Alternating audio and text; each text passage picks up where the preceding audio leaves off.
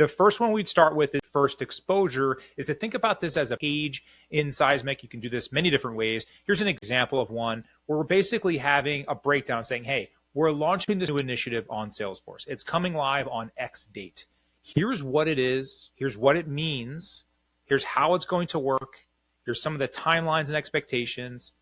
Here's what's in it for you, right? Go back to the with them guide, layer in those things. Maybe I want to break it down and say for account executives, for CSMs, for SDRs, here's how this impacts you. And if we take those tutorials, this is a great place to tease up that content. You can see an example here on the screen.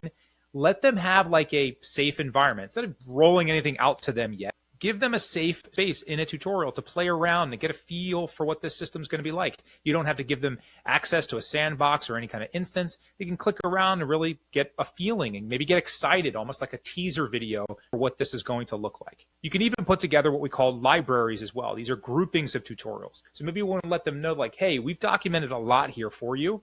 We put together all the account executive processes in this one library. And maybe it's just to give them exposure as to what's coming down the pipeline. Again, this is the first time they're hearing about this. You don't want to just drop a bunch of training on them without context. Let them know why. Let them understand the business case and what's in it for them before we get them into any kind of formalized training.